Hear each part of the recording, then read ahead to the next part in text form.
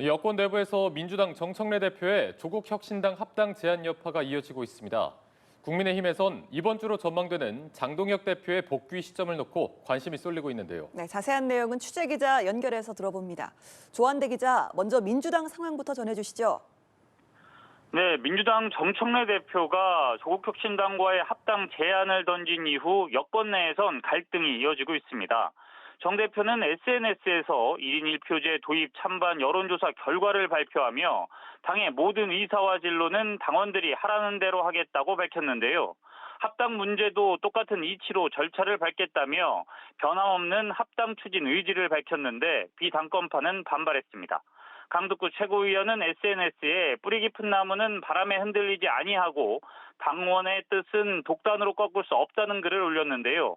앞서 흔들리지 않고 피는 꽃이 어디 있으리라로 시작되는 도종환 시인의 시 전문을 SNS에 올리며 자신의 마음을 우회적으로 표현한 정 대표를 겨냥한 것이라는 해석이 나옵니다.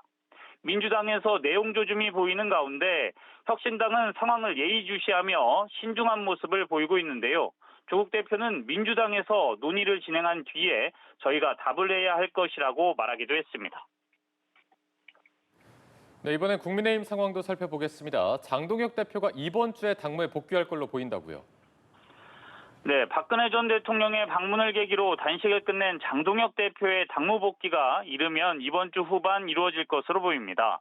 현재 병원에 입원해 있는 장 대표는 아직 건강 상태가 완전히 회복된 것은 아니지만 조속한 복귀 의지를 드러내고 있는 것으로 전해졌습니다. 장 대표는 복귀 이후 당 쇄신 작업에 힘을 실을 방침인데 당명 개정 작업을 설 연휴 전에 마무리 짓고 외연 확장을 위해 파격 인사 영입 가능성도 거론되고 있습니다. 한편 장 대표의 복귀 이후 한동훈 전 대표의 징계 문제를 어떻게 처리할지도 관심이 쏠립니다.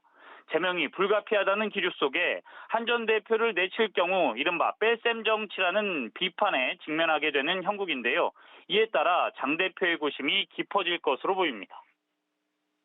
예, 조 기자, 이번 주 본회의에서는 어떤 법안이 처리될 것으로 보입니까?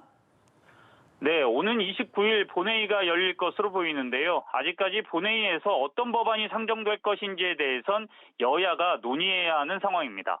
다만 민생법안 먼저 상정돼 처리될 것이라는 관측이 나오고 있습니다. 민주당 내에선 그동안 사법개혁법안 처리를 강하게 밀어붙였는데 일단 여야 간 쟁점이 적은 법안 처리를 먼저 해야 한다는 의견이 있는 것으로 전해졌습니다.